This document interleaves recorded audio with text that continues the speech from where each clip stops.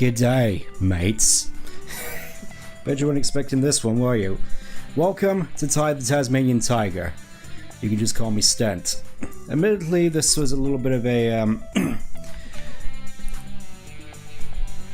I suppose you could say a little bit of a name out of the hat sort of pick for me to do next, but I will admit this was one I definitely wanted to get round to eventually, so now as good a time as any. This is a game which was originally released back in 2002, recently released back in 2020 for modern hardware including PC, which is what I'm playing it on today. With it includes a whole bunch of quality of life improvements and general graphics improvements as well, including the inclusion of a new mode, Hardcore. We'll get into the rules of that as we get into the game, but first, let's finally just get into it. As you can see, I've already done this before, so hopefully I shouldn't have too much trouble with it this time. I'm gonna try to go for 100%, except for the picture frames, because frankly, no thanks. It's not exactly something that attributes to your total 100%, and I already have all the gallery pictures unlocked anyways. We're gonna have a look at them at the end. You may be wondering how I managed to end up getting into this game. Of course, it goes back to when it first released back in 2002, where I saw a rather emphasis. Actually, I'll just keep quiet for the time being. Let you get invested in the characters.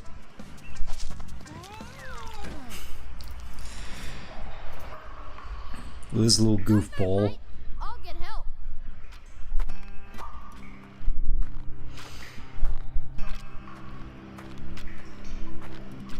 This really does take me back, though.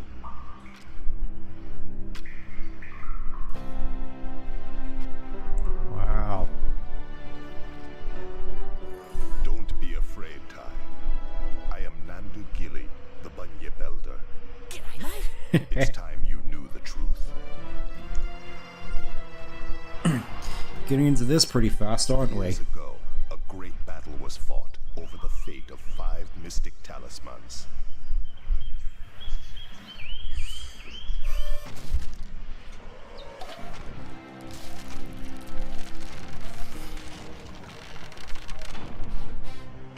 My dinosaur ancestors were here first, you stinking furry mammal opportunists.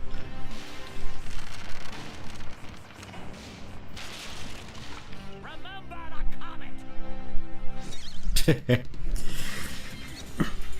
No! You mammals don't deserve to be at the top of the food chain! Yeah, I will admit I definitely have more of an appreciation of the boss cast nowadays.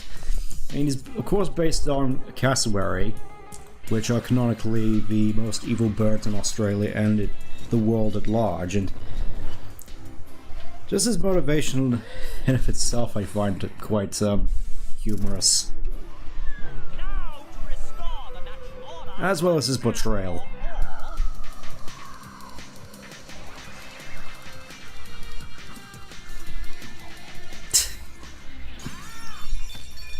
Oh my head! Never, never, never!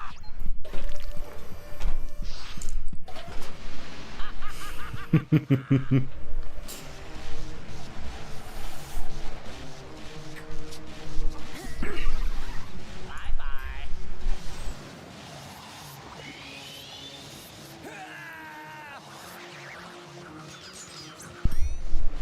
So I just had to clear my throat.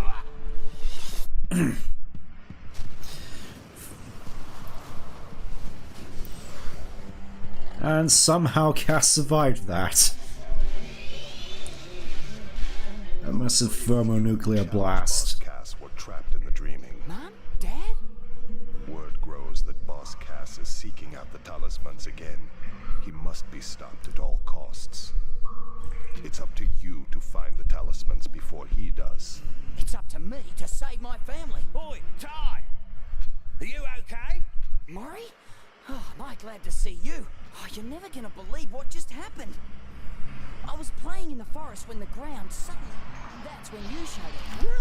Sounds And here we like are you've with the got a best fair character. dinkum adventure ahead of you, mate. Not that I'm into that sort of thing. I'd much rather be at home watching the footy, but I tell you what, you do the adventuring and I'll help you out where I can.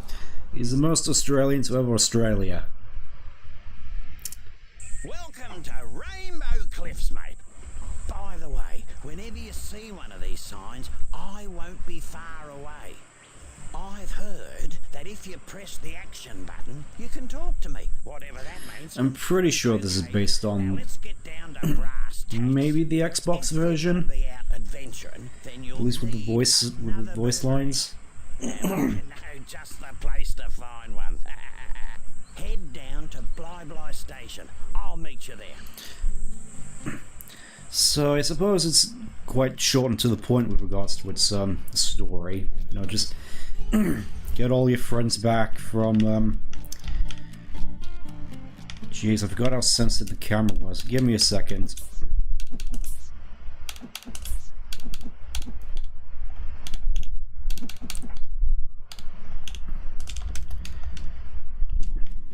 Yeah, that feels a bit more natural. I'm just gonna adjust the little thing just for a brief minute here. Just give me a moment. That should do it. So yeah, end up being introduced to this game from that infamous 2002 commercial where he puts Spyro, Crash, and even Sonic in the hospital. Which is funny because I didn't even realize that Sonic was in there, at least initially, and I just thought, oh hey, it's a thing that looks kind of like Sonic, and just sort of that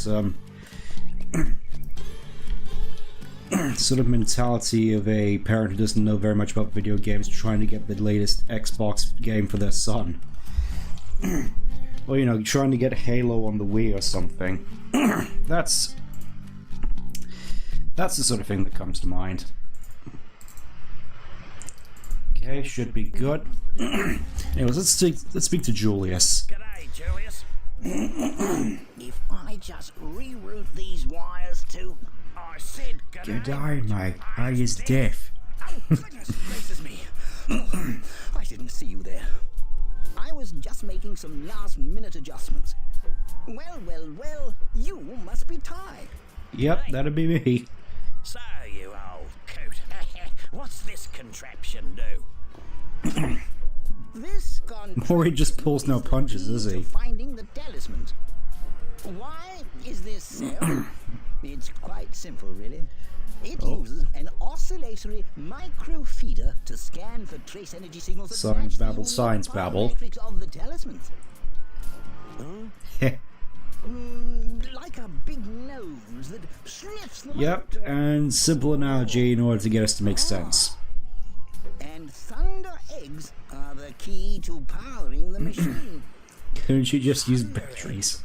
Oh, they're as rare as hen's teeth, mate. Couldn't you just use batteries? Yep, If only couldn't it you was just that use easy. batteries? You see, this machine doesn't just find where the talismans are, it actually teleports them here.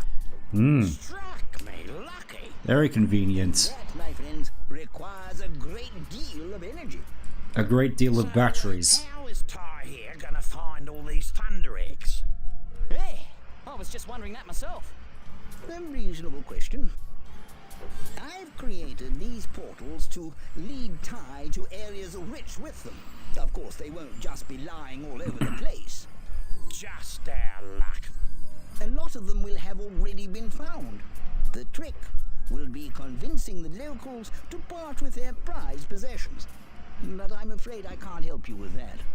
If you're as resourceful as they So, say, simple Ty, collectathon matter, it sure you'll seems. think of something. Just try to get the things by doing all the missions in the various levels. You've got to find a second boomerang.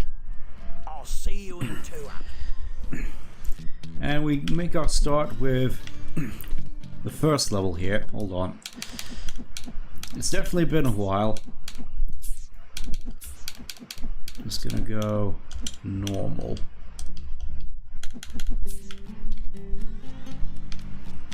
Yeah, that feels a bit better. Okay, let's go into 2 up. This billabong has got the lot. Gum trees, wallabies, And even a koala. There's plenty to do here, so let's get a move on. With this classic music. Still love it to this day.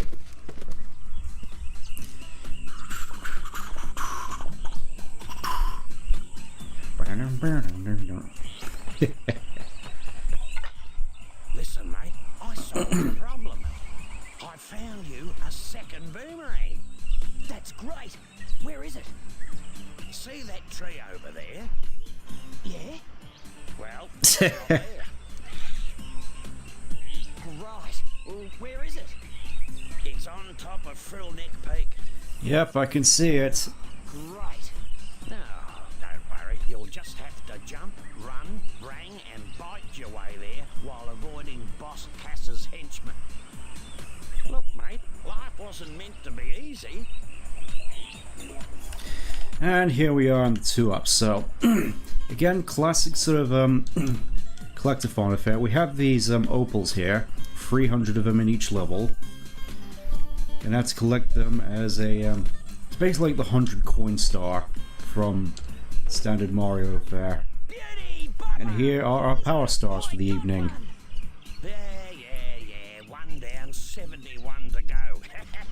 Come on, let's get a move on. I'm pretty sure there were supposed to be more Thunder Eggs at some point, but of course, if the concept art is anything to be believed, that a lot of stuff was cut back in order to get this game sort of Those dummies are a complete waste out of the space. door. Only last week I used one, walked 2 blocks, was clobbered by a frill, and then woke up back on the dunny. Oh. Which was the best place to be, given the surprise I got. Julius reckons it's got something to do with the space-time conundrum. But if you ask me, I think it's a load Ball of dust. I didn't get that as a kid, as you might have expected, but Back at one of these. I feel more people should use that. You know, just bull dust. And I think I saw, yep. That's sort of a issue I found with the sport and all. Just the increase in draw distance can lead to seeing stuff that you might have not been able to see during the original. Oh, you can actually see one of the in a little crate there. That contains all the various picture frames. You'll need a specific rounding order to find them all, but we're not going to do that. Truth time. You've got a fair set of choppers So on it looks you. like he's blushing with the I reckon you could put the good exposure use on him. pressing the bite button. Get it? Choppers, bite button. Never mind, type. Move on. RMB. What is RMB? That's not a button on my controller. You can bite enemies and other things. Okay, now The it's just changed to the B button.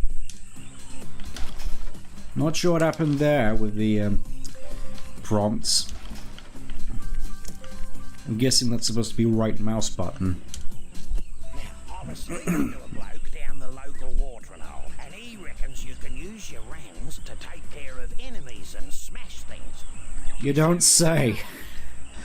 I'm pretty sure that's what it's supposed to be used for, Maury. About pressing the throw button to use them. Like, even as someone who is native to this world, I'm pretty sure a weapon is supposed to be used as a weapon.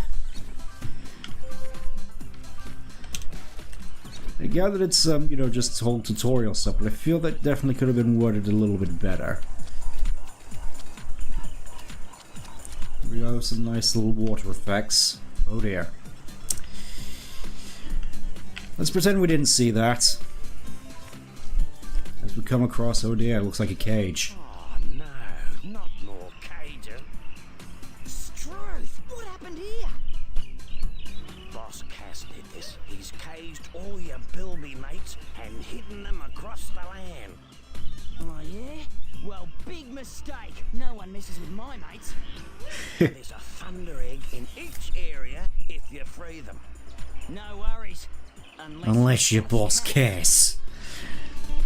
I remember quite a few lines from this that, Oh no. yeah, you can just skip that with the Y button and yeah, there's a whole bunch of bilbies, 5 of them in total in each level, and you can get them using another thunder egg. You young'uns have it easy these days. If you want to get a better look at your surroundings, just wiggle your camera stick. And you can adjust the camera distance by pressing the Yep, I've been doing that pretty much just since I got here. We had to get off our backsides if we wanted to see the world. I still love more in how just grouchy he is, and... Oh, what's this? More collectibles. We'll learn more about these as we proceed through the level, but as is, I may as well try to get this one as well. I think you can get it as a... Yep, you can. What was that? Come on, get up. There we go. That's 2 already.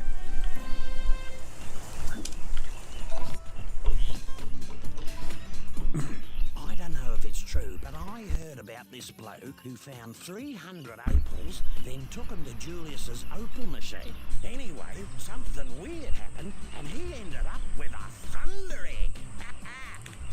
Righto. Yep, it's just telling you the about the 300 opals thing.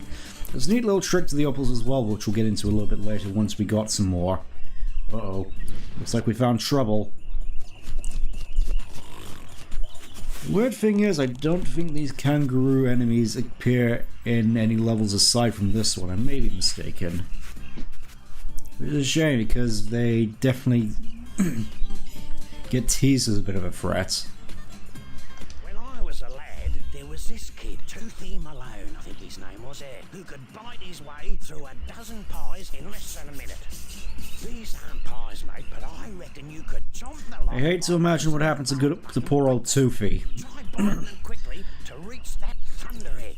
I'm resuming what happened to it started with D and ended in diabetes.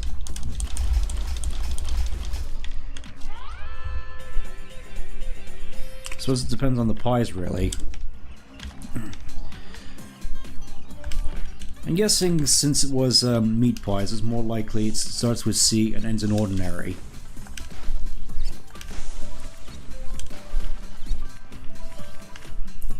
But yeah, not sure why the kangaroos got some big threats there. They just go down in 2 hits like some more enemies we'll run into in the future. And there we go, 100 opals. You see there's a big 1 there now.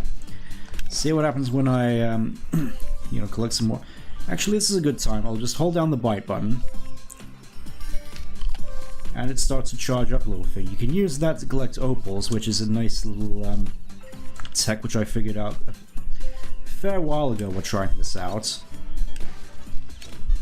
Suppose we'll get another chance to actually explore what this does, but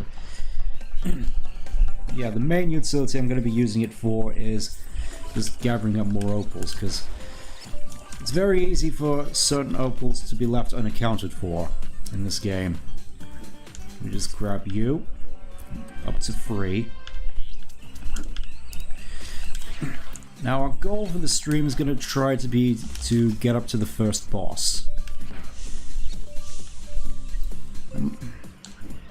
Maybe a little optimistic, I know, given my luck, but given my knowledge of this game, I feel it shouldn't be too big of an ask. Unless I forget something. Yes, this just might do. G'day, Julius. Oh, hello, Ty. You know this golden cog just might be perfect for my latest invention. The Cogulacious Boomerangulus Extrapolator. More big words. What's that? Why, it's a machine that creates experimental techno-rangs. I need golden cogs to build a new one. 15 to be exact. And if you find enough, bring them to my lab in Rainbow Cliffs and I'll build you a new boomerang. You're on, mate. Yep, and that's basically what the cogs are for. You get 15 of them, you can turn them in for a new toy to play with. There's one thing I wanted to point out, that being how Julius sounds in this particular little thing. Haven't I told you already? Find 15 golden cogs and bring them to my lab in... It just sounds so weird how 15 just sounds like it's been a new techno-rang. pasted in there in post. It's like, fine, 50 golden cogs. It just sounds odd to me. Like, I have a feeling that the requirement for cogs was supposed to be different at some point, but they changed it to 15 later on. And just so you acknowledge, there's 10 of them in each level, so needless to say, you're only going to be getting 2 new ranks maximum in each area. So, of course, this is the first level of the first area. So we're just going to be able to get 2 ranks from here. And, oh, there's another Bilby back here. Nearly done with that already. He has told me to tell you this, but I have no idea what it means. Apparently, according to Julius, you can lock your camera on to enemies at any time by pressing and holding the lock-on button. I'll be honest, the lock-on is something that I never really tended to use in this game. At least compared to the sequels, where it's a bit more intuitive. If I ever stream them, I'll something I'll happily point out. There we go, up to 200 already. That means we get 2 charges of the powered up bite. I think it's supposedly called the Megabyte.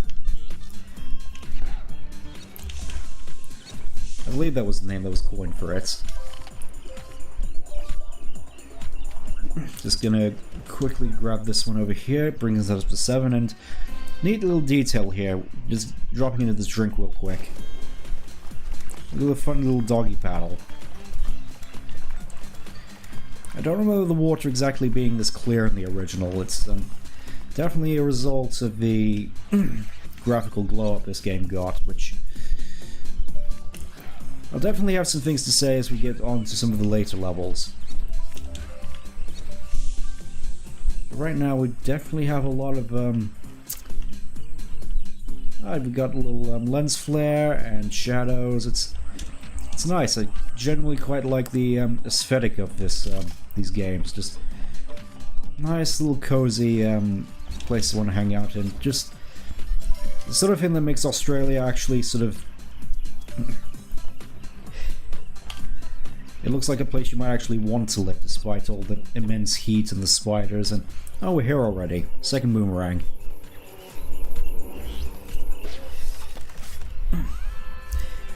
Which somehow hasn't rotted away after being stuck in there all this time in the stone.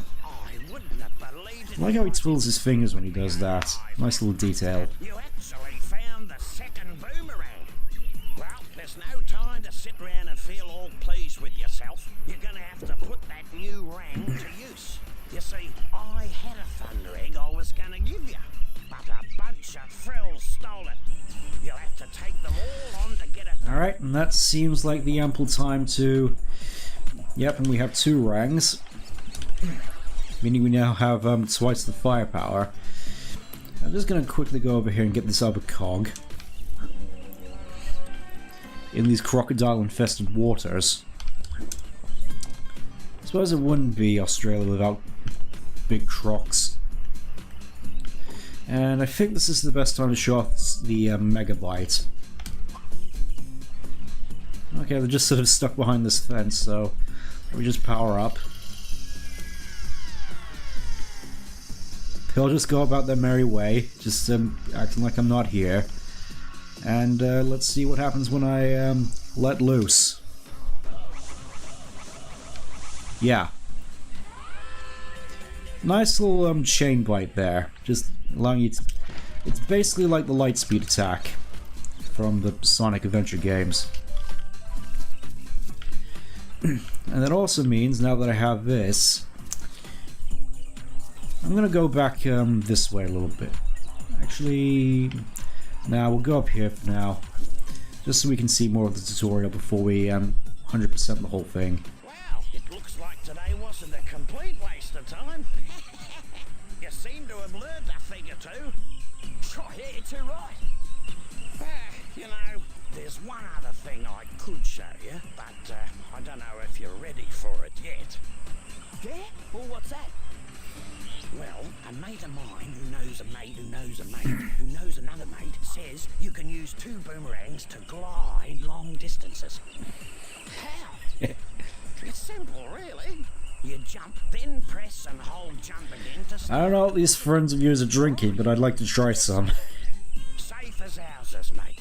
See if you Because I'm pretty sure the local watering hole in quotation marks is basically a euphemism for pub. And it's one of those things I also didn't get as a kid, so... Anyways, let's see what happens when I try to glide. Well, it makes about as much sense as when Knuckles does it. Look at that. Me mate's mate was telling the truth after all. Just as Still well have no idea how that works. Well, lad, you made it through with flying colours. Badum-tish. And as a little extra bonus, a stopwatch will appear near the start. Okay. What's that for? The racetrack. Classic time trial. Could race the clock to win another Thunder Egg. Right. I'll give that a go later. Well, that's enough gas bagging from me. Let's head back to the Bly station. Not quite yet. There's still a whole bunch of stuff I need to get done here. Like, for instance, coming over here. See these funny looking mushrooms? A bloke down at the local watering hole reckons that if you Local stand in the watering middle hole. of them, something weird will happen. Alright, let's try standing in then. With all their weird spores. And yep, they basically warp you back to the start of the level, and presumably those warp you back to the end. Let's try the time trial. Welcome to the track. Race to the finish as fast as you can, mate. The checkpoints will lead the way. But miss one and the race is over. Good luck. Okay, let's roll. As you might have noticed from this this first level, it's not exactly the most difficult thing to avoid taking damage, which is why I opted to go for hardcore mode. Just for at the very least providing a semblance of you know, drama and peril. As of course, since this was a 2002 platform originally, it runs off of classic life systems. Faster than a long-nosed emu with a case of the bellyaches. I don't know, I feel an emu with a bellyache would probably be pretty immobile. Oh, you beauty! Here we are back at the start. May as well, I suppose it doesn't really matter which way I went for the, to head back to the secret area, which we can now access thanks to our ability to glide. And we can just run through here without any trouble. I like how it actually has this nice little wildlife here. It might just be this level in particular, but it really does feel alive, especially with just all these wallabies hopping about.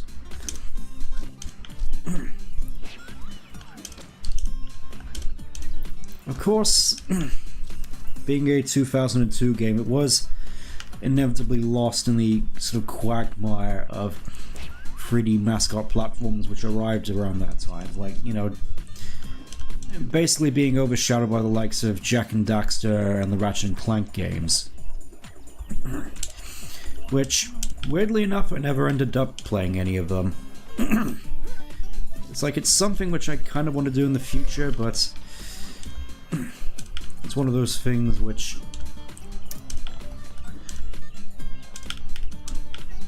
I suppose I'm unsure about where I'd really go to start, really. Since I don't have a way of emulating PS2 games which isn't the alternative method. Oh yeah, and there's this little power-up thing here which only appears in this level and 2 others. You step into this, and it's basically like an invincibility. You can do it, use this to attack our enemies without much of a without much hassle. Like right here, I can just easily take all of you down. This funky music. there's a whole bunch more opals here I need to collect. There we go, we're nearly there. Let's see, 300, we're there. And I just want to, for now, head over to here. We're near the end of the level as is, but here we have our first crocodile. Fairly beefy compared to some of the other enemies, but it's really in your best interest to stay out of the water as best as you can when they're around. Especially now when we don't have the ability to swim. That'll change in a bit, but for now I want to... Oh, we only seem to get one, I think. That's a shame. I was down at the local watering hole last night, and this bloke was bragging about how he could throw a boomerang better than anyone else. He reckons if you hold down your tie's view button, you can get a rang's eye view of your tie. So I just look so depressed here. Got me thinking, would that really I'm not depressed, work? just sad. See these air platforms? Underneath are 3 switches.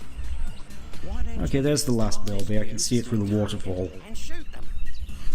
You might just find an easier way to get to that thunder egg. I suppose with all the graphical changes, it is at the very least easier to spot collectibles. For better or for worse.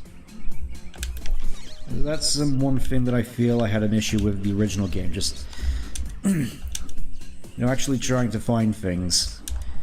But here it may just be because I'm a big boy now, or really it's just the graphical fidelity, but it feels a lot easier. I reckon with a little more practice, you'll get there. Yeah, that didn't seem so bad. Go down here to get the last bilby. There's another thunder egg. Let me just check to see if there's anything I missed. You can go over here to game info and... Yep, aside from the picture frames, which I'm not going for since they don't attribute to your total percentage score, weirdly. All that's left is to turn in the opals, so let's go do that. Thankfully we're near the end, so I can easily just hop on down onto this little conveniently placed platform here, and we're back at the end of the level already. Nice.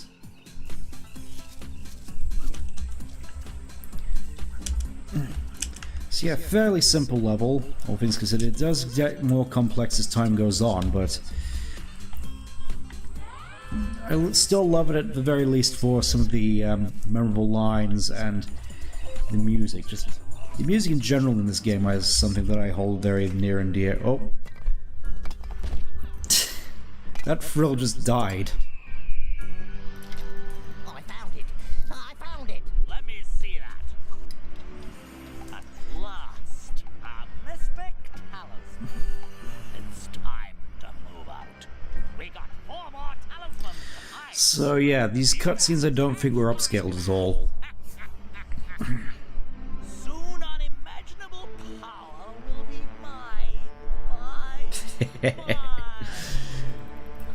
Oh, his performance is just so entertaining to watch, and yeah, we have some more boomerangs, and we can easily just snipe Julius from here, and we have 9 more to go. Yes, thunder eggs power this talisman machine. Make sure you visit all the portals. Will do. As you can see, we have 9 left to go. If we go here to 2 up, you can see there's a total of 8 thunder eggs. This is the same for every level, so it's basically a nice little small impetus to ensure that you at the very least visit every level. So the question is, which one do we go to first? I'm thinking we go for shipwrecks. Another one of the favorite levels of mine. A fan favorite, I think it is. Welcome to the Great Barrier Just Reef. look how bioluminescently blue that is. Friendly natives and inviting sandy beaches. It's a beaut spot for a swim if you know how. Yeah, if you know how. Suppose this in itself could be considered a little bit of a tutorial level in itself as well. For obvious reasons, which we'll get to. Also, yeah, you can more plainly see the invisible crates in this updated port. I'm gonna be leaving them alone.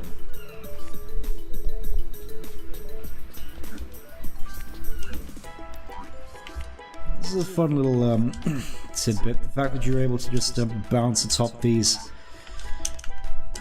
deck chairs as little springboards. It's a little fun detail. Well, I'm not entirely certain of the logistics of that, but I suppose in this game logistics isn't exactly on the forefront of your mind.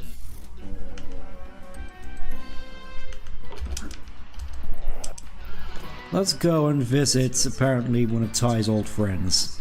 Someone he's very acquainted with still. Ty, mate, good to see you again. G'day, Rex. You saved anyone today? Funny you should say that. Elle went for a bit of a swim out near Danger Spike. Danger Spike? Where's that, Rex? It's a nice little spot, not too far from Shark. Ah yes, sharks. Yeah, and? Well, anyway, she's an excellent swimmer, but she hasn't come home yet. I'm starting to get a bit worried. Struth. I'm on lifeguard duty, so could you have a look for me? Okay, so he at least has a reason for staying here and not going after himself.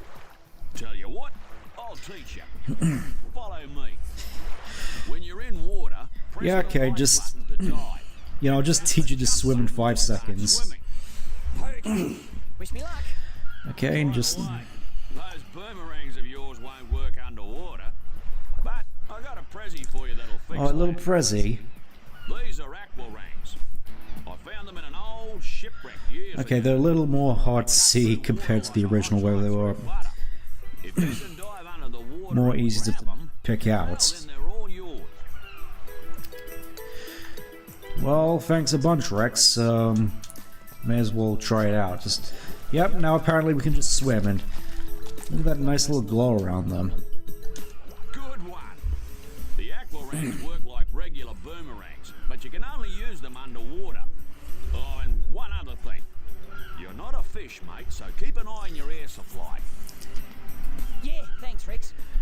So this whole air supply thing. It'll open the shark door so you can be on your way. Sweet. That's a little something which I feel is it's definitely something I'm going to be exploiting, because of course the health bar and the air meter both share the same thing, so essentially if you go back into the water if you're hurt, you can effectively restore yourself to full health. You've learned how to swim and use those aquarangs. With a bit of practice, you'll be a champion swimmer just like me. You beauty. This is my good mate. She'll show you the way to Danger Spike. Good Does she luck, get a mate. name? Does your friend get a name? Hi. You can swim faster by tapping the jump button to gain speed. Let's go find out. I'm not certain I like your voice. Anyways, yeah. If you're low on health, you can just dive into the water to restore your the health. It's a little thing which I feel is definitely going to be more prevalent as we proceed. That being said, this whole area is a bit more wide and open compared to 2 Up, so we're going to be spending a little bit of time just looking around trying to find things. No doubt there's going to be something here which I inevitably end up missing off.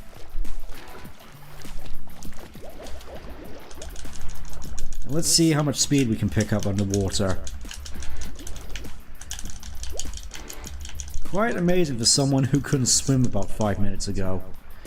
Alright, let's just clear stuff out. Suppose this whole level just reminds me of one of the inspirations in order to start playing this game. That being, weirdly enough, the official Thai social media accounts, you know, YouTube and such, Chrome Studios. They ended up they started putting out all these animated commercials for this game, which is definitely surreal considering it's 20 years old. And several years after the HD re-release came out. I suppose it's just to promote the Switch version, since that's the main version I think they're promoting. At the same time, it definitely came as a surreal, weird thing for me to see. In spite of that. Okay, I think I'm gonna try checking over there. I think there might be something over there. I only have vague memories of the exact locations of certain collectibles. Nope, I think this is just, it may be attributed to another mission, which we might find this way. I'm gonna be spending a fair bit of time in this first area, so sit tight.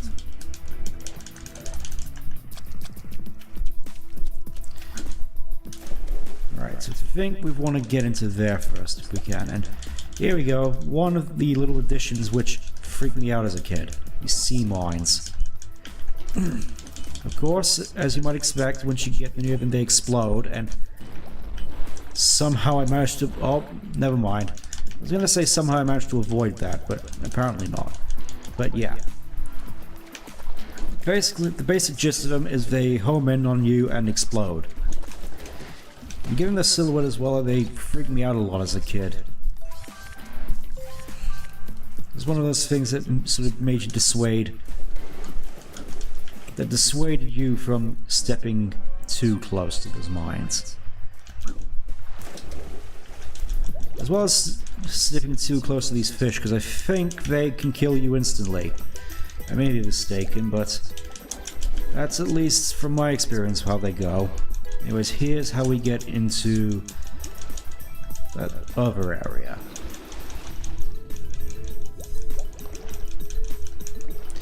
Here we are. These fun crab enemies. They can only be damaged by your bites. I suppose, technically speaking, really all three of these areas have different things to teach you with regards to different aspects. I feel this one, though, was one of the more prevalent ones, considering swimming is quite important in this game. And oh yeah, we have some quicksand here. I don't think this comes up in any other areas aside from this one, but yeah. This can be a bit of a hazard if you're not careful, as if you spend too much time in there you can drown and die. So needless to say, avoid if you can.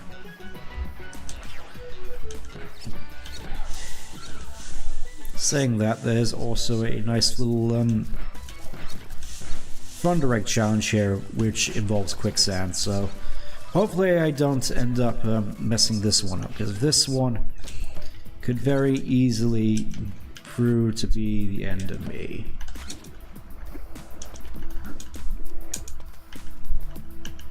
Basic gist is you just hit the coconuts in order to provide platforms to you to navigate across. It's fairly simple, just be careful not to fall.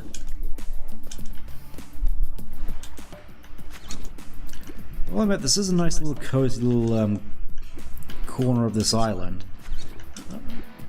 We're not to the quicksand, I wouldn't mind hanging out here a little bit more.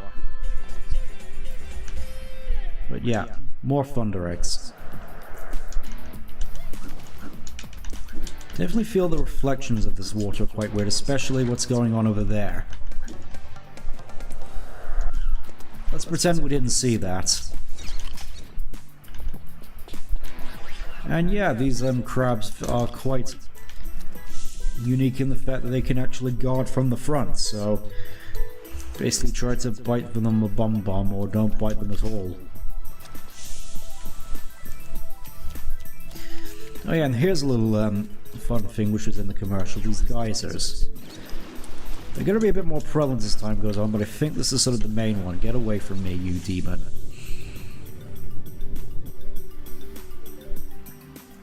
Oh. It's just so satisfying to do, really. Okay, I think it's best that we don't try to do that. Don't want to fall off.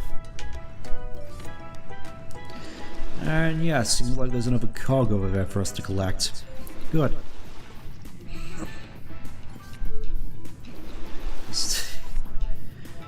Yeah, some of these platforms can take a little a little bit while. It's definitely a jarring shift compared to some platforms and other games which I played, both on stream and off.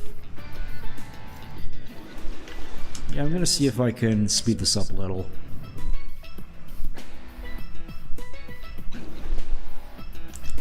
So satisfying to do, and I suppose it's nice that it's reflecting of the sky, I suppose. Sometimes the water here definitely looks a little odd. At least I'm pretty sure that's just to do with the ports. It's definitely a good port, not gonna lie. It's definitely got a whole bunch of features which I could only have dreamed of as a kid, but one criticism I've heard levied at this this port is the fact that it houses all these different, you know, upscaling technologies without much of a regard for how they actually affect the overall art style. Because this game has an art style which I definitely would say is comfy. Like I said, it's like a version of Australia I wouldn't mind staying in, as opposed to the spider-ridden heatwave nightmare, which is the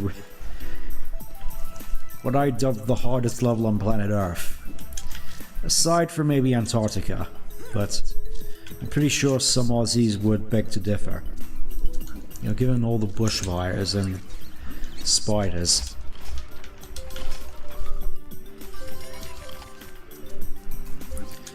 Such a nice little useful tech, really. Okay, and that should be 15 cogs in total, meaning we can turn these in to get a new boomerang once we're done with this place. I think there's some more stuff to go on here. Now that's a view, isn't it?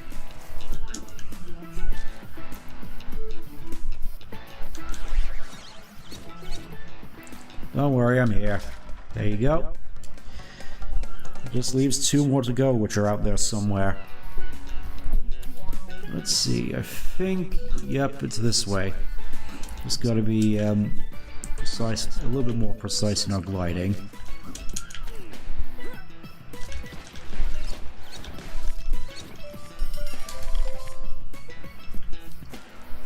It's just so quick to do it that way. And yeah, the little picnic baskets offer pie, which is our health boosts. More specifically, our health power-ups. You eat a piece of pie, it restores a bit of your health. Eat a whole pie, it restores your full health. There's also other power-ups you can get from those picnic baskets, but I've only... It mostly comes down to 2 of them, which are mostly just, you know, the pie power-ups, you know, food, and magnets, which we'll get into a little bit later. Just trying to remember where the, I remember there was a little hole in here with the switch. Okay, I think this was it. Go in here, there's a Thunder Egg in there. Just press the button and it opens. This reminded me a lot of that scene in The Little Mermaid, the only version of The Little Mermaid to exist, which is the 90s animated version. Mostly just that whole shipwreck scene with the shark and whatnot. Same sort of sense of mild claustrophobia. Anyways, I think we're done here. We can just move on and try to find a golden cog, which I remember being on the that little beach peninsula area.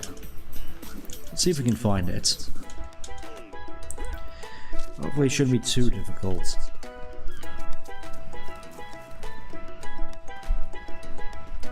There we go. And it even has nice little seagulls as well. This whole game just feels so lively. I suppose I'm just comparing it to some other games which I've played in recent memory, which just feel sort of dead by comparison. Okay, and okay, there's one hole. I remember that having an extra life in normal mode. Guessing that changed for this.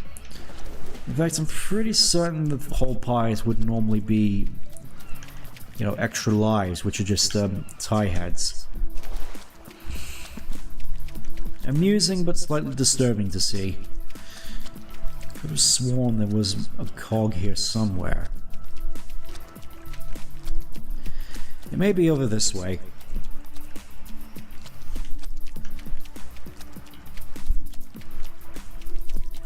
Let's see. Yep, I was right. Here it is. And I think that's everything from here, so I feel we should move on to a mission which I... Oh. Are you little? You're lucky I'm in a bit of a hurry. Yep, it's right over there. Nice little mission for us to do as we avoid the guppy. Oh, dearie me. My sweet little angels have wandered off exploring. Now I can't find them anywhere. Please, can you help me? Yep, this little weird fish thing wants us to find her kids, so we'll get on that. I think there's like... Okay, there's 8 in total. Good to know. Found all over the place, and... Yep, they also have these nice little bubble power-ups so you can catch your breath. Just like another series. I think they should all be in this little general area. None of them pass the sea mines. I may be wrong. I will admit they do definitely look cuter in the artwork.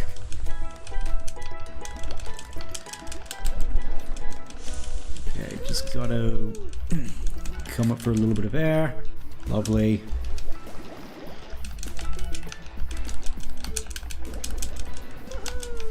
Okay, 2 more to go. Pretty sure I was right in the fact they're all in this general area. I might be wrong. Nope, that's the mama. My babies. But where are the others? Don't worry, I'm gonna go find them.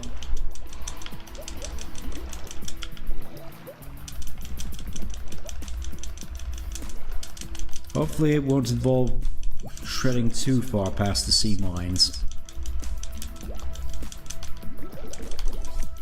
Yeah, because I'd rather not spend too much time in close proximity to those. Let's see here. We've already come this way, so I'm guessing they're around by the sea mines. Goody.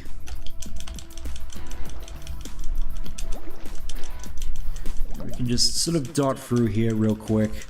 Hopefully avoid the brunt of them.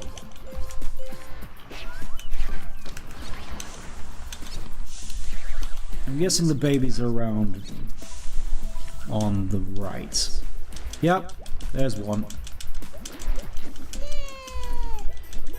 And the other one should be around that entrance, which I just passed. Yep, there he is. I just have to return them to the mama. Going past the sea mines again. Don't mind me, just choke them to death. Oh, that's nice. All the little babies are gathered around the mama. Oh, my babies. My precious babies. Thank you so much. Little orange fish creature. I love the writing in this game. How can I ever repay ya? Hey, I know. You can have this sparkly rock I found in the sand. Works for me. Yep, and for our troubles we get another thundering, so that's basically we're basically halfway done, aside from the picture frames, which I'm not doing. I told you I'm not doing them. Let's see.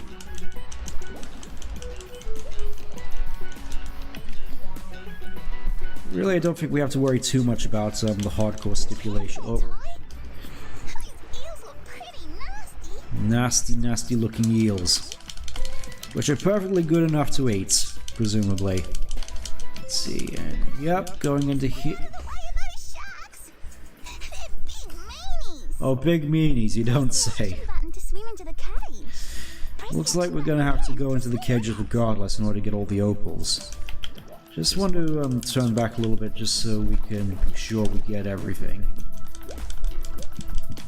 There's a little alcove over here, filled with these killer guppies which will likely swallow us whole. Needless to say, we should avoid that. Okay, looks like we just have one more bill beat to go. Oh.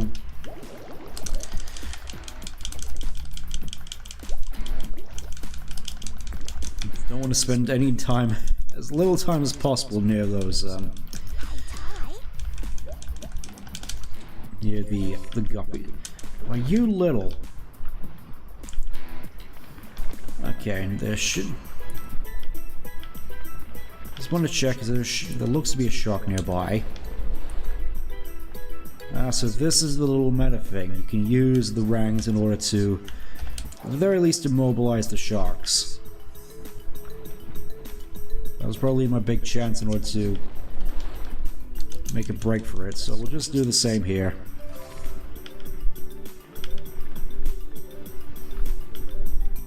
Yeah, that shark's just circling the sea mine.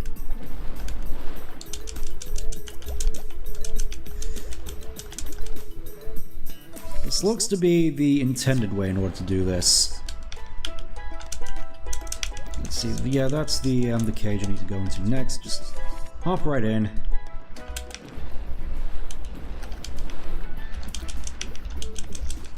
Oh, you little... Just came up right behind me, right into... Literally biting me right in the behind. Should probably hurry and just get over to this next one. Needless to say, our goal is to hit that platform over there. Let's roll. Okay. No more sea mines for us to really use to our advantage, so our best bet is to just get up here as quick as possible, quickly up, and then just hit the button. And then just hit the button. And then just hit the button. There we go. And we don't have to contend with sharks for a while, as we just make our way over to, I think, one of my favorite parts of this whole game, Danger Spike.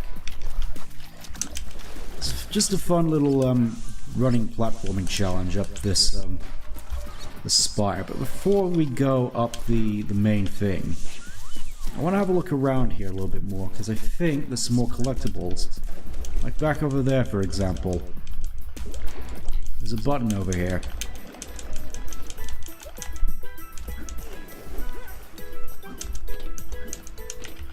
Let's see, how many cogs is that? Only 7 cogs, wow.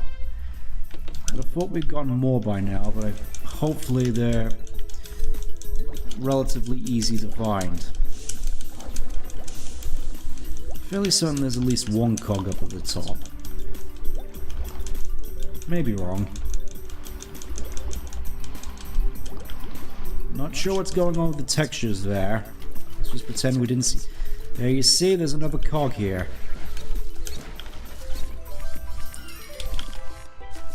We're doing good so far, methinks.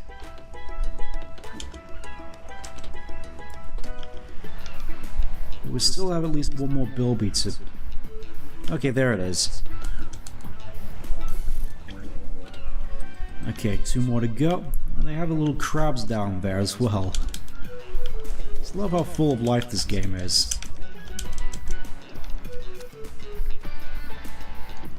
Yeah, last bill beat should be right over here. Bingo.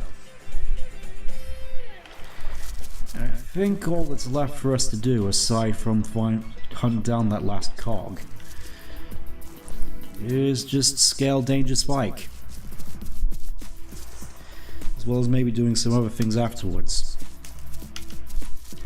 Alright, let's venture up. One of my favorite parts of the game. suppose it's not to say it's all downhill from here, it's just...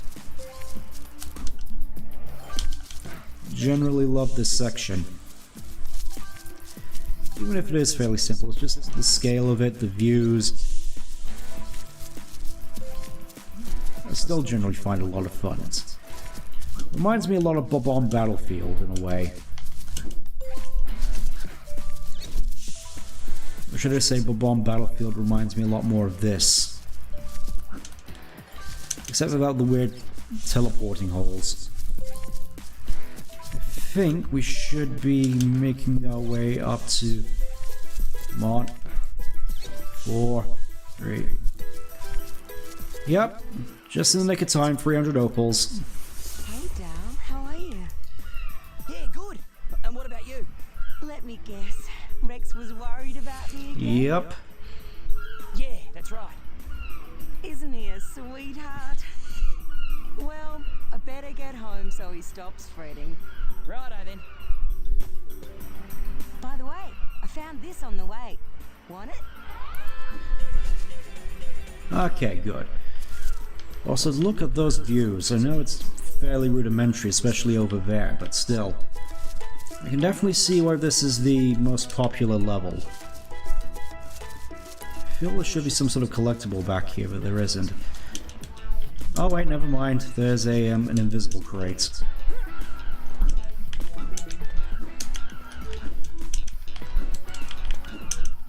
Yep, cog up here, meaning there's one which I omitted to find somewhere. May as well just quickly get the opals first, and then we'll just make our way back.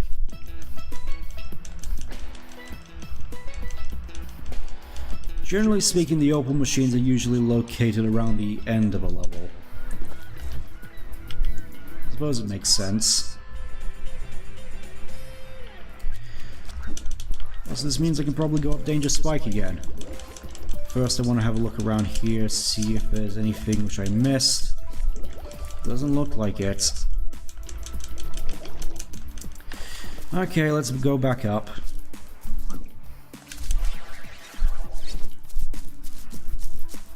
I definitely feel this is the one level which they highlighted the most when they were promoting this game, especially this section. Just the general, you know, running, hitting enemies as you jump over stuff. It's definitely a highlight, I'd say.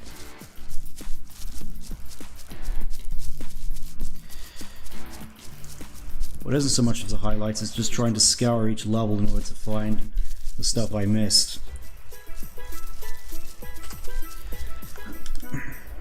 Hopefully it shouldn't take too long.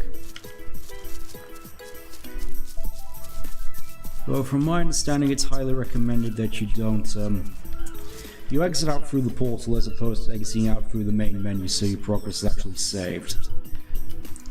Anyways, there's a race over here, we may as well partake. Since we're here. So, Ty, are you up for a race? See if you can keep up. With some great music as well, as this time we're actually racing against an opponent, that being Rex. Rex has a fairly interesting mechanic with regards to his races, in that he's much faster than you in the water, but much slower than you on land, so especially in this level it's fairly easy to beat him because of that, because of course the reasons that we'll see once near the end. But yeah, the first half of this course is mostly just water, which means he gets ample time in order to pull out a decent lead if you let him.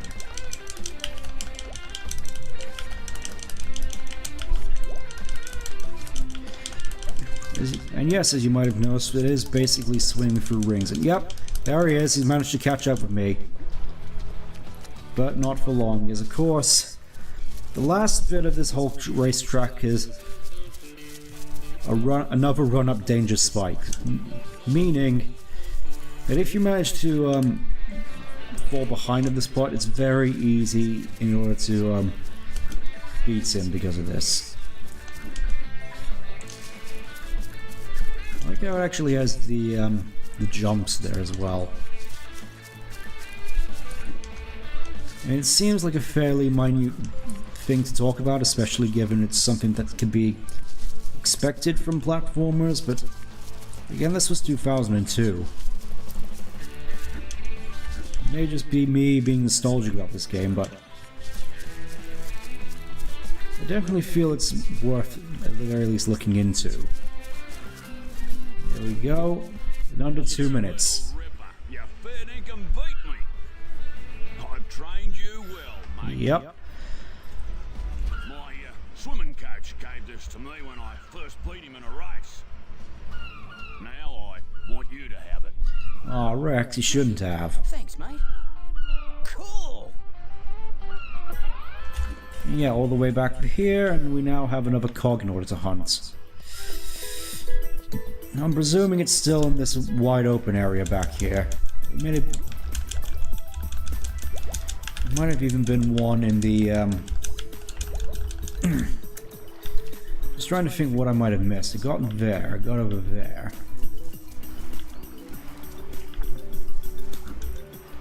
Just trying to recount all this stuff in my head. I can actually see Danger Spike from all the way over here, that's nice.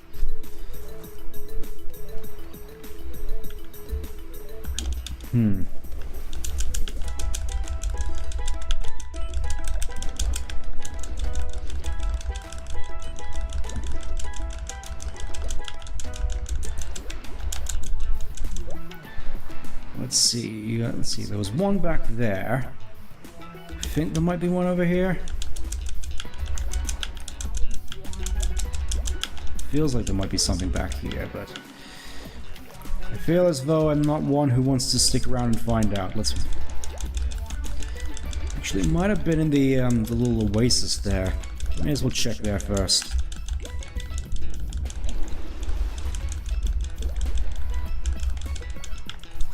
Either that, or there's just another hole around here somewhere which I somehow missed.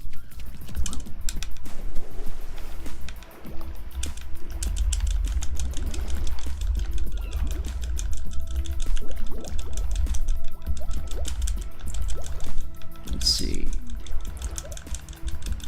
Definitely feels like there should be something over here. Let's see.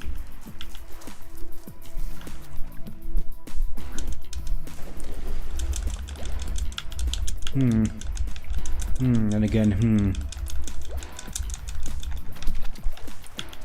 It's like I don't want to go back and, you know, check from outside sources of where I might have been missing this, but in order to save time, I feel as though I may end up having to do so. So apologies for that.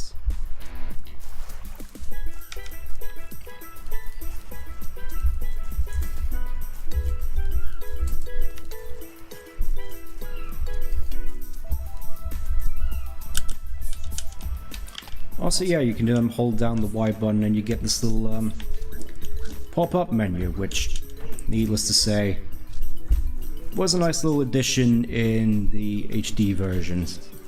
Something which they brought back from the later games.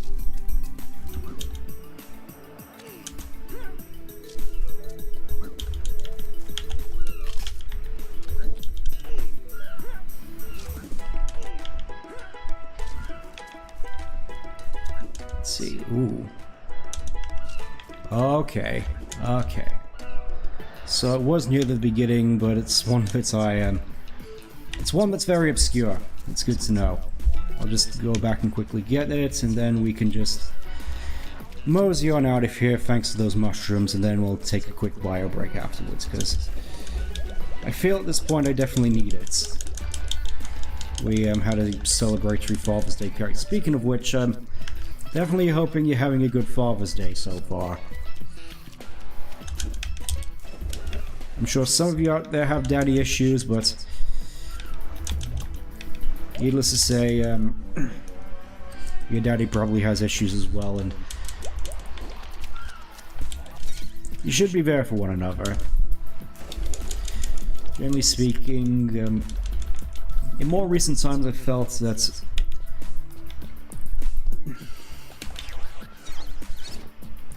my dad and my parents in general have been a bit more open, especially about their pasts, as opposed to just being parents, and a bit more vocal about times in their past with the crazy stuff that went on in there. Basically when they were my age, around that. But yeah, I think for the time being, we're gonna do last level of Walk in the Park. But before that, like I said, gonna take a quick bio break and then we'll continue. So until then, be sure to take care of yourselves in the meantime, and I'll see you in a little bit. Take care.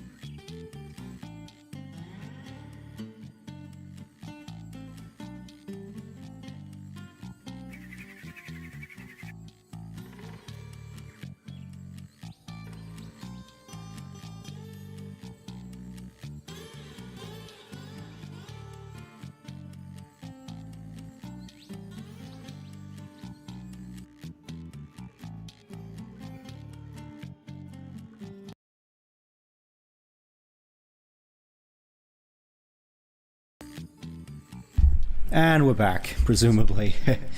Yep, just adjusting a few things as well. Just this game is a little bit particular when it comes to me streaming it, as apparently it doesn't exactly function properly.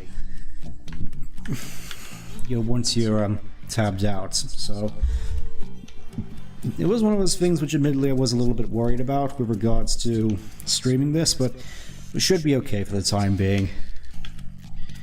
So that being said, Walk in the Park. Good old Ranger King. Oh, that fresh rainforest there. See the cute wallabies.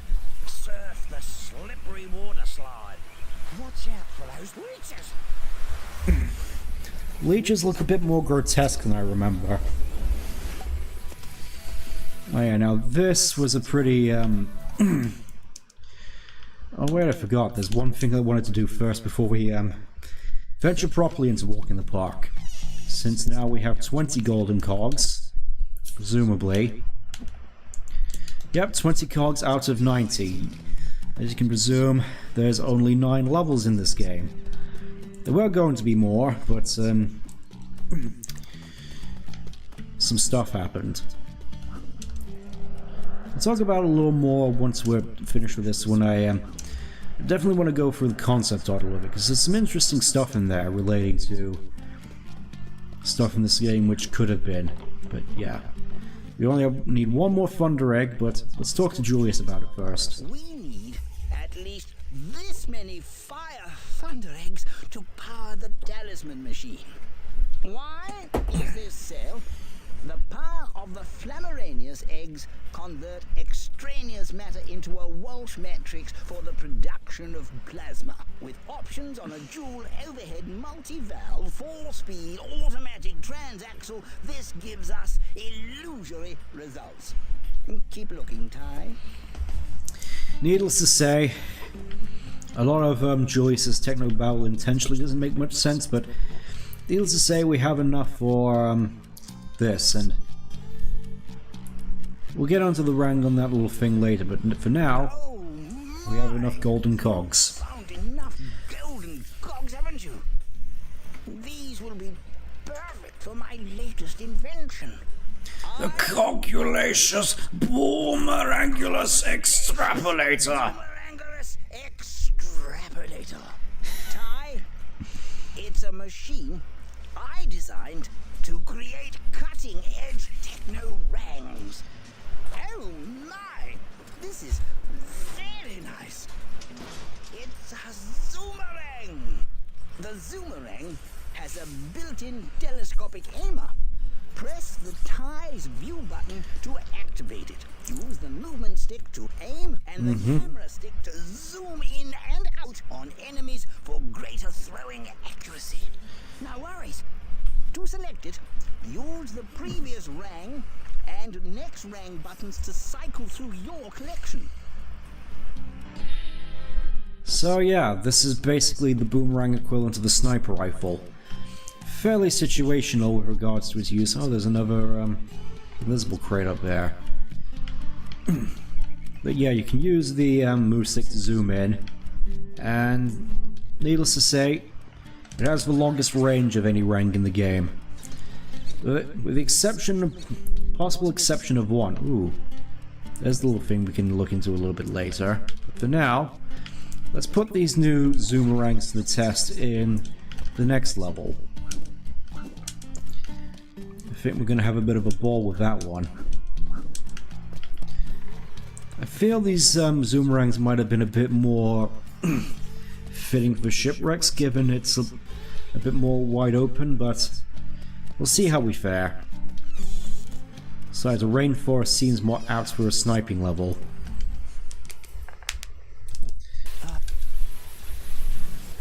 You can just skip with the Y button. This is another level which I feel got a lot of promotion. Generally, I feel this game was, at the very least, a little bit front-loaded with regards to the best stuff it had to offer.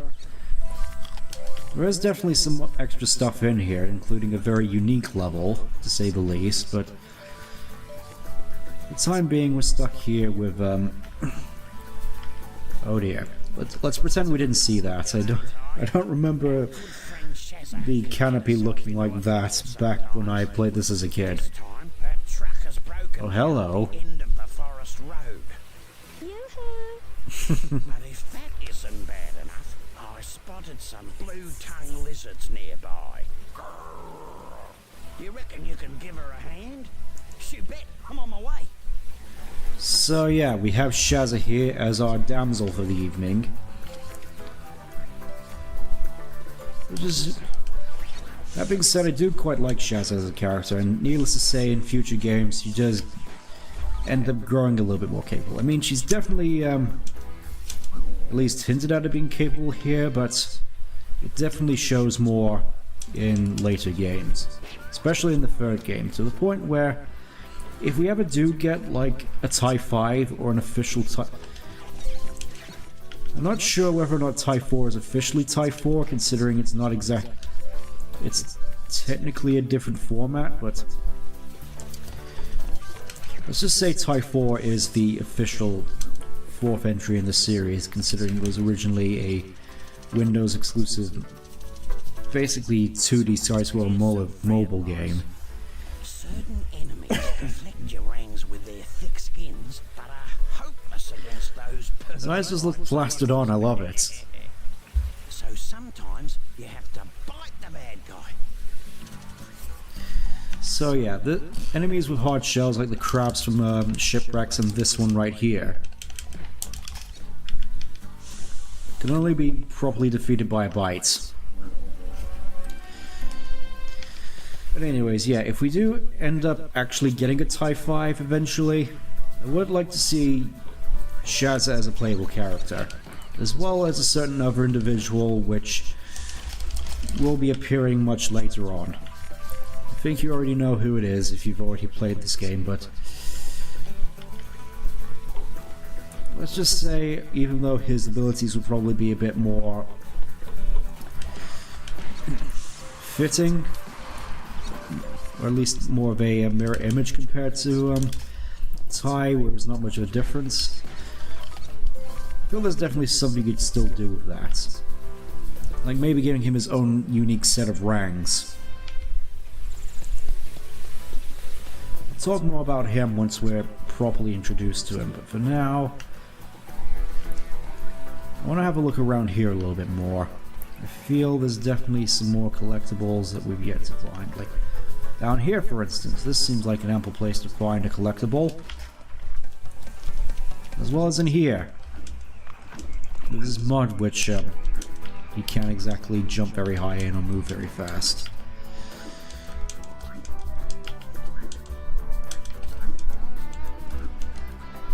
I feel I'm in that sort of position where I really like all the levels from this game, but this one in particular, just the general vibe of it is one of my favorites. Just feels so cozy. It's like, while the rainforest is definitely not somewhere you want to venture into, here it's like actually quite pleasant, all things considered. Obviously, any rainforest levels we'll venture into after this will be a lot more hazardous. You got the cute little frogs as well. Just looking at this now, it's just, I never really realized just how full of life this entire game is. Especially with certain games that I've played more recently, it's just crazy. Like, this is 2002. You just have all these different, like, creatures running around. And not just blinking and disappearing out of existence. So, Pokemon Scarlet and Violet.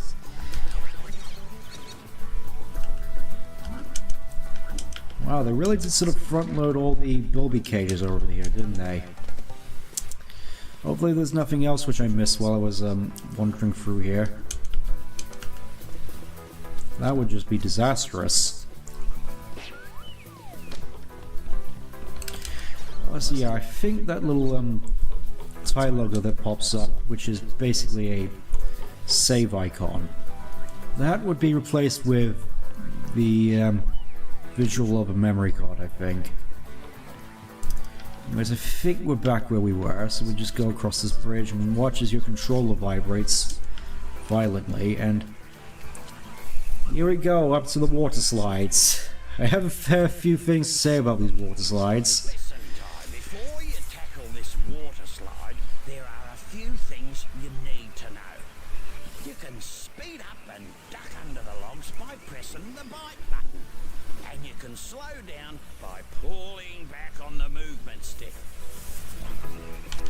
So yeah, we have these water slides here, and you can just hold back on the movement stick in order to more effectively grab the opals, which is admittedly what I'm going to be doing for a little bit. But aside from that, these water slides are also probably some of the most hazardous obstacles we'll be facing on our journey, mostly because of the various obstacles which can very easily chip away at our health, especially as we go down here multiple times in order to collect opals. As some of these water slides have branching paths, and as you might have noticed, there's just this nothing game from 2002 has more interactivity with its water slide sections than Sonic Forces.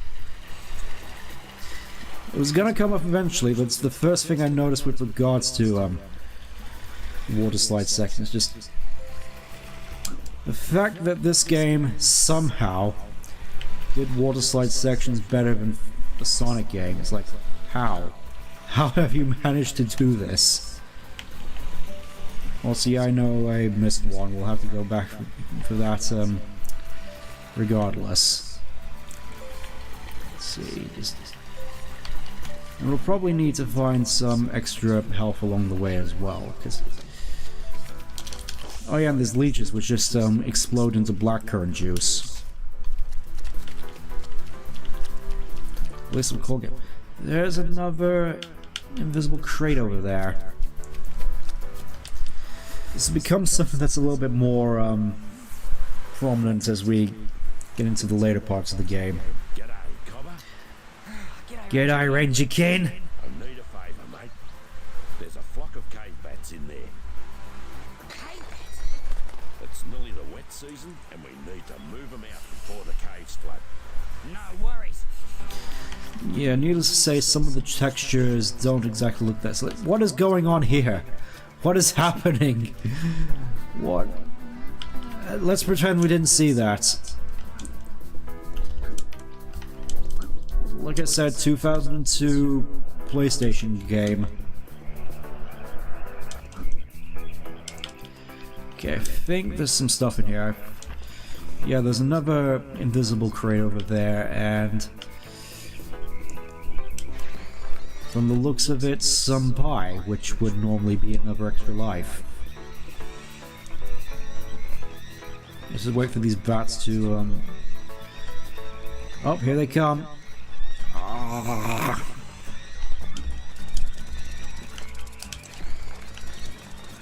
It's just like that hit film with Matt Smith. So yeah, this bat section should be fairly simple, all things considered.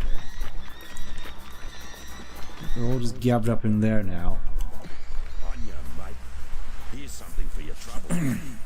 Oh, You beauty. Now we're gonna venture in there to find whatever else was lying in there, because there was another path that we could have taken, and I want to see what was down there. As well as trying to avoid these rhino beetles, because not in the mood. Okay, there's another crate up there.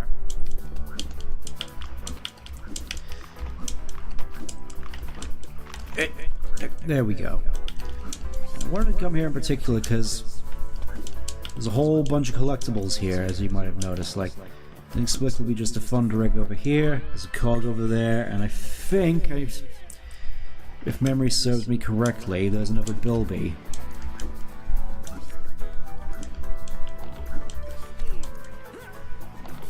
This little place always seemed so, odd to me. Just, I guess because of how shallow it seems with regards to the water. You still had all this, crazy stuff going on. Yep, there's another Bilby down there. Let's just grab it. One more to go.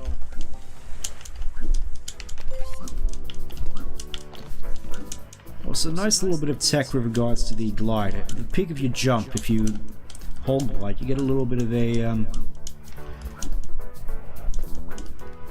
get a little bit of a boost, I've noticed. It's more prominent in later games, but here, it's something which I feel has definitely helped me with platforming. Yeah, just turn you into blackcurrant juice.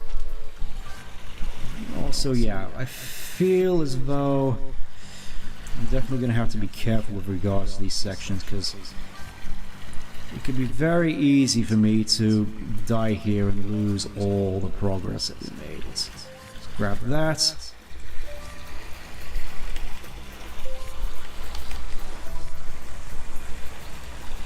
I think there's some...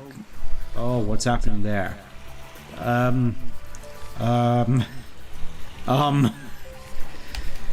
Let's just pretend we didn't see that.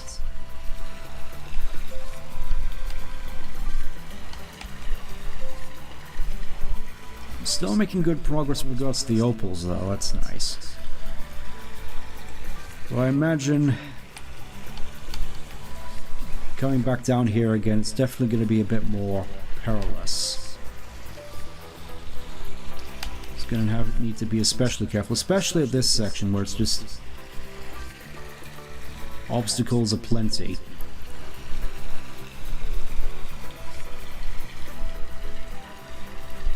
Oh, yep, I can reach it.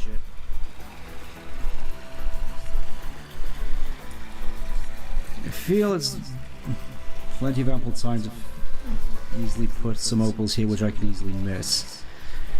I can't help but feel I'll end up missing one here, knowing my luck. But I think we should be well on way to getting 200 in this run. Of course, you could go down here a lot faster, but just want to be sure I get as many opals as possible. And alright, we didn't miss any from that run, aside from the one up top, which we can easily go back to, because if I remember correctly, there's some mushrooms here which we can use to get back. Right here, look. Another thunder egg, which I'm sure will be very easy for us to get once we get back down here. First, yeah. I'm gonna see if I can find some more health. Like, surely some sort of basket will spawn around here somewhere. Surely I didn't eat everything on my route.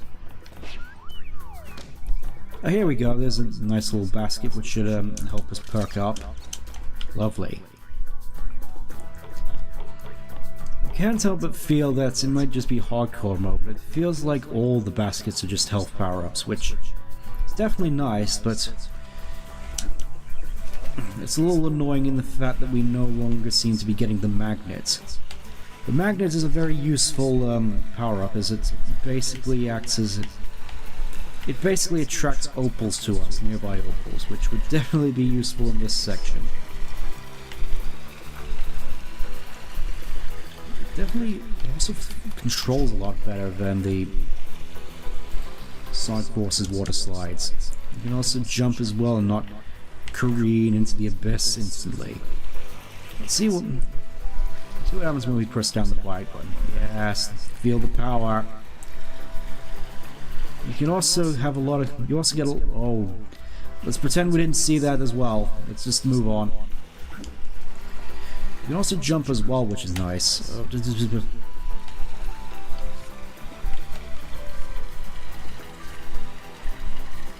Okay, I think that should be everything. You just power down here a little bit. And hope we don't crash into anything, because that would just be terrible. Needless to say, this won't be the last time we see this water slide. It's definitely one of the more prominent little sections which crops up, especially later on in the game. Here's just a nice little taste. That was nice. Let's get this thunder egg.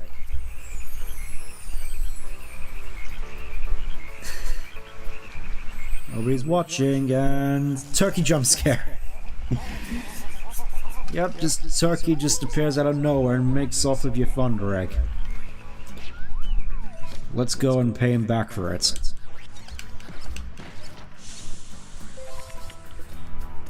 Let's see.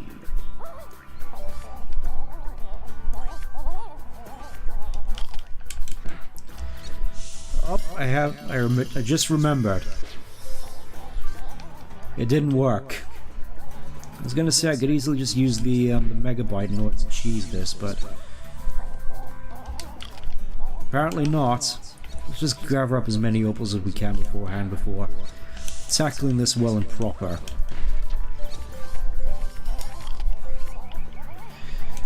As you're supposed to bite him in order to get him to drop his stuff. In the meantime, let's venture into this cute little tree area and get all the last of the bilbies here. Boing, boing. They really seem to like this little tree section here. I mean, I like it too, especially the purple. As you can tell, I'm a big advocate for purple. I just want to check something down here. If we just jump off, one of the few areas which you don't take fall damage, as yeah, much like in Mario 64, you do take fall damage if you fall from a big enough height. Which, thinking about it, it's definitely weird that we've never seen a Sonic game with fall damage. I mean, I'm probably missing off a someone's favorite Sonic game, which happens to have fall damage, but there we go. Yeah, Sonic games I've noticed don't tend to have fall damage. And it's probably for the best considering how crazy high you can have your jumps with your spin dashes and such. Oh, and here we are with a nice little boulder section. Just have to avoid getting completely flattened, which is weird. You'd expect them to have a little, flattening thing like Crash Bandicoot, but of course this isn't Crash Bandicoot, even though they're, they look like they'd be of the same sort of area.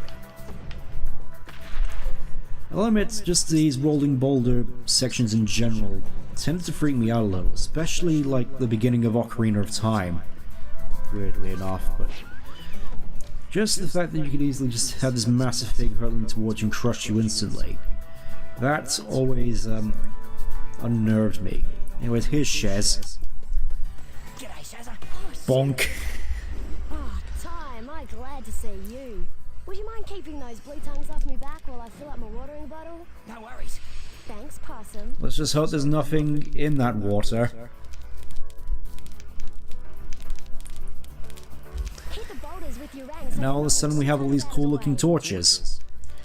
Okay, so here's how it basically goes. You just hit the thing to bonk the blue tongue on the head. The reception on this section always looks a little weird to me. But now I see, of course, that the blue tongues are just monstrously big here, and the rocks are just moderately sized. I feel this is definitely one of the more heavily advertised sections, weirdly enough. It's one that got a fair bit of promotion, from what I recall. I mean, mainly just shipwrecks and 2-up, Walk in the Park in general, not 2-up. Generally, these 2 levels in general seem to have a fair bit of promotion early on, especially with another level which we'll be going into next time. Thanks heaps for what you did back there, Possum. No worries. By the way, I found this at the creek. You want it? Shoot Ripper! Well, I better get a move on. See you soon, Possum. Take care.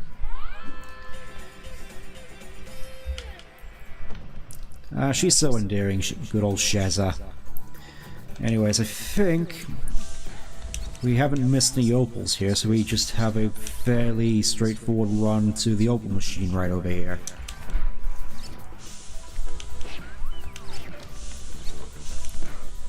It would just be the most cruel thing if we just... Oh, hold on. 299 opals. It's the first of many of these sections where there's one opal throughout the whole level which I just haven't found. Alright, let's try to retrace our steps. The nice little thing about this level though is that it's basically just one big loop. We just start off here and we just drop down here and we're at the start of the level again. Also, there's another invisible crate. Let's just do the race first. Let's you and me race, bruh. Ah, this guy. He's let's just say he's definitely quite the amusing chap. Probably wasn't the best idea to go this way, but it probably doesn't matter, because, well, it doesn't really matter which way you go there.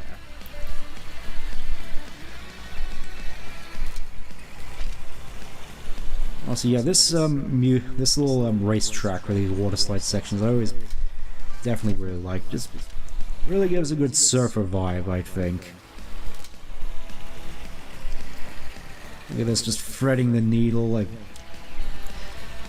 As soon as I pointed out, as soon as when I mess up, and somehow I didn't. Wow. I did it! Wow, you won! You got lucky as all. But fair is fair. Next time I'll beat you. Sweet. Thanks a bunch. Now I just have to scour the whole level for that one opal. At the very least, I can easily make it back up to the top, so... There might have been one in the turkey area which I might have missed. Let me just go check. It's also a good time to mention a little bit of a weakness with regards to the Zoomerang, because, of course, you need both boomerangs in your hand in order to, you know, attack and glide, so if you throw them like that, you're basically left open a lot more if you're in a wider open space. And look at the artifacting on that. Let's pretend we didn't see that. It looks... we didn't see anything. I'm sorry, it's just... I have a friend who is very big into textures, and I'm sure a lot of this would give him a panic attack. Also, there's another invisible crate over there. Like I said, I'll be more vocal about why this is such a big deal once next time, once we're in the next section. For now, though, where is this opal? Let me just... This would be a lot more handy if I could get myself a magnet. I know for a fact that there wasn't any that I missed on the slide.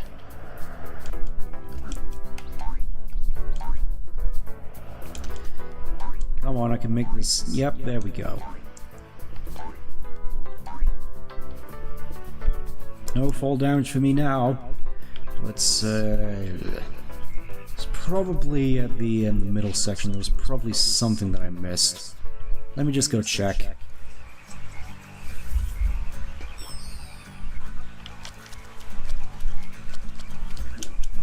Let's see, nothing over here.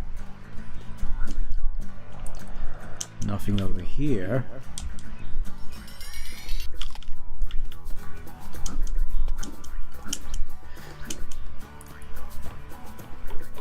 I'd suspect it's around about where we meet Rangy Kid with that little gorge section.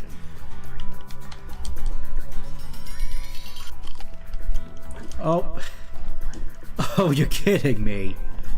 You're absolutely joshing me right now. It was all the way back here at the beginning. Such a silly Billy I am. Well, at the very least, it shouldn't take too long to get to this, the start, and then hence the end. Let's see what Maury has to say now that we saved the day. G'day, Ty. You're doing great, mate. Doing great. Thanks, Maury. I needed to hear that. Anyways, yeah, that's the last of the Thunder Eggs. Let me just check to see if we've gotten everything. Walk in the park. Yeah, aside from the picture frames, that's everything.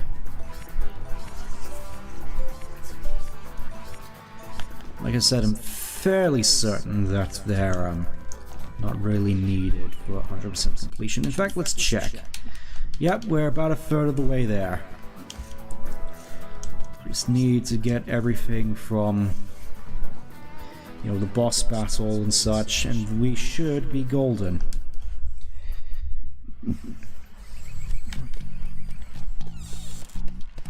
First, actually, you know what?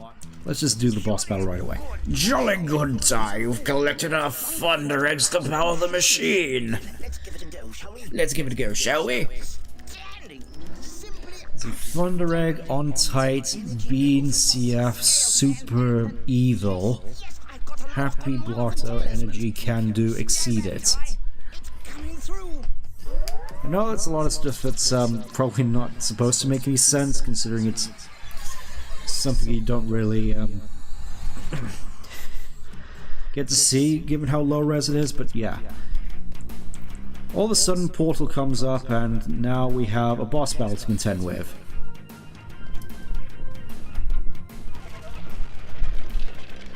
The way you fight it is fairly simple, as you might see. Basically, all you need to do is run him into these termite mounds, and you drain his health that way. Come on. Alright, I guess you're just gonna have to play chicken with him a little bit. Come on. I'm right here.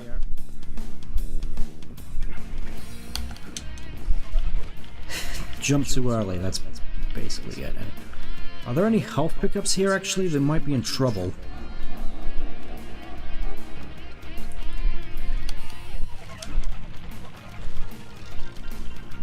They just gotta be a little bit more, daring, I should say.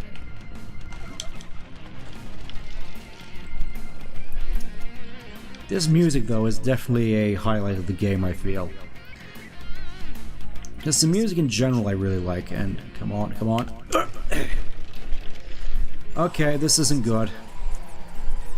We may need to run a little bit of an exploit, which I'd rather not do, but I feel I may not have any choice, but because there don't seem to be any health pickups in this stage.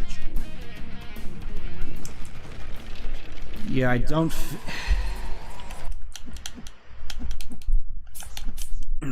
I know this is a little bit of a cheat, but yeah.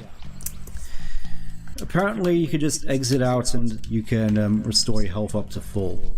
It's a little scummy, I know, but needless to say, I'd like to try and get through to this. Anyway, skins, here we got, they added a bunch of skins as part of the HD re-release, so what have we got here? We got the prototype, which is in the concept art. We have Ridge from Tie Free, Flinders, who I think is also from Tie Free, Sly, who we'll talk about in a bit, the Wetsuit, which, the Doom Ranger, which I know there's a comic based on it, but I'm not entirely caught up with that lore. Got a Shazza based outfit, and the Ghost Tiger, which is in black and white. For now, I think I'll go with the prototype, with the shoes. And we'll try again.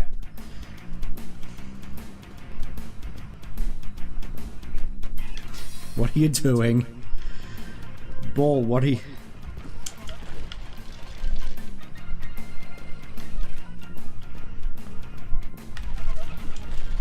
Could have sworn there was health pickups around here. Okay, she's just got to stand next to them. That's the end. That's the meta, I think.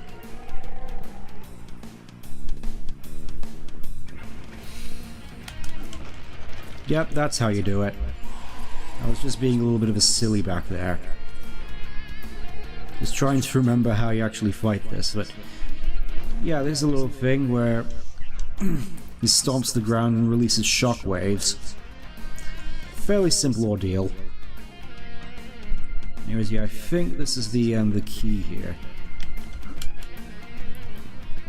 Ring. I'm not sure why him knocking him into the wall doesn't do any damage. Oh, alright, big boy. Alright, big guy, I'm right here. I'm right here.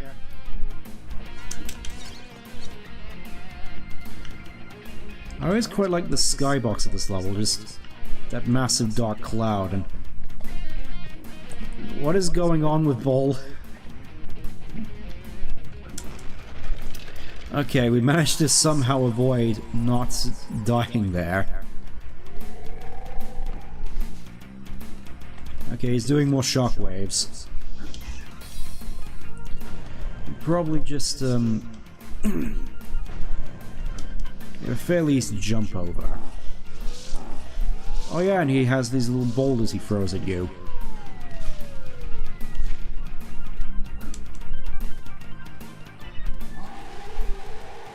And I don't think I've actually seen that roll before. I think it's just to stun you. Oh no. What is happening? Okay, we managed to get out of this little loophole we found ourselves in. Good to know.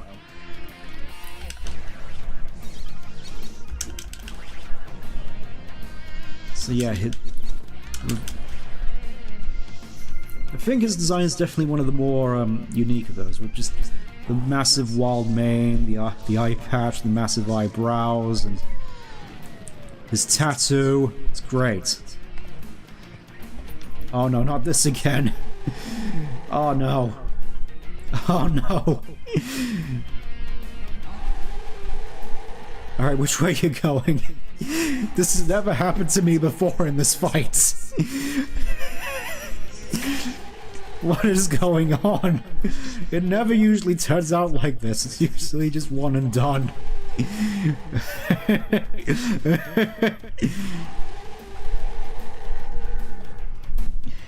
Come on.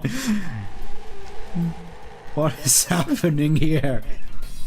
What are you doing? Why are you doing this to me? Why? We're just circling around this termite mound waiting for you to run into it.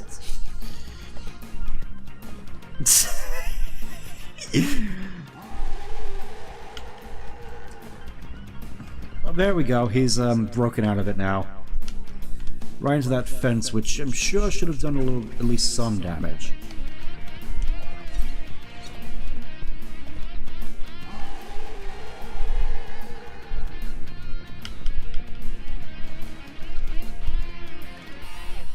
Alright, let's try again. Oh no. He's always just charged me from what I recall. Okay, he's just doing the... Oh. Don't do this to me, please. Please! Just run into the thing. Why are you doing this to me?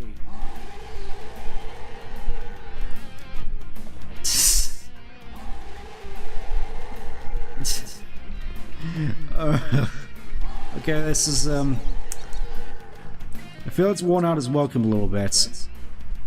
Are you gonna, not sure how I'm supposed to, fix this.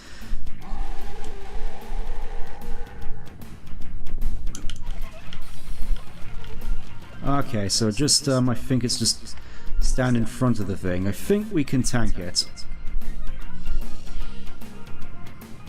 Here we go!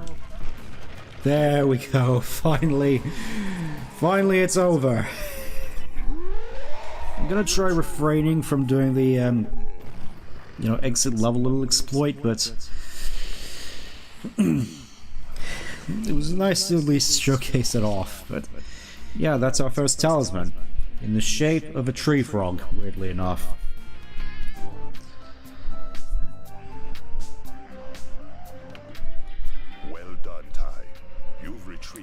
I'll have more to say about this later on. When Boss Cass discovers that we're out to thwart his plans, he will do all in his power to stop you. Be careful, my friend. She'll be right, old timer. Strike me lucky you actually found the talisman. I just might have bet on the wrong horse. Anyway, Maury. Julius has got a present for you at his lab. Also, I just noticed his mouth. He doesn't have anything behind his beak. I've made a most exciting discovery.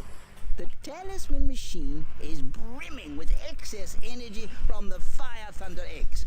By diverting that energy to my special hyper-techno boomerang maker, I can make As opposed to your Cogulacious Boomerangulus Extrapolator.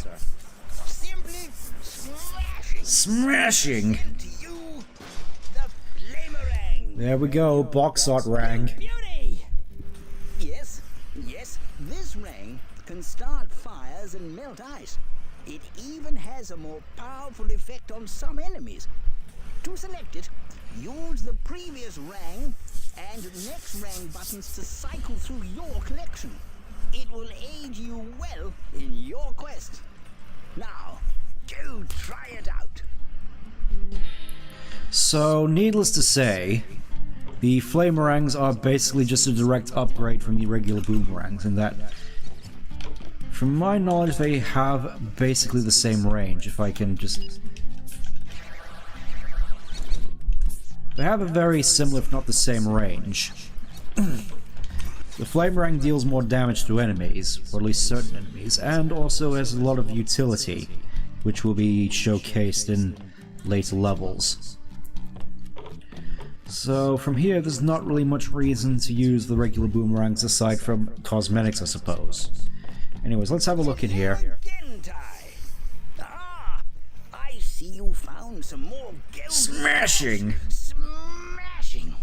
Ty, let's try them out in the rang machine. Come on, Julius, it's the Cogulacious Boomerangulus Extrapolator. We've created a multi-rang. According to my calculations, the multi-rang will allow you to throw a lot of rangs at the same time. Phew, beauty! So yeah, the multi-rang, another direct upgrade from the regular Boomerang, as you can basically just spam the B button.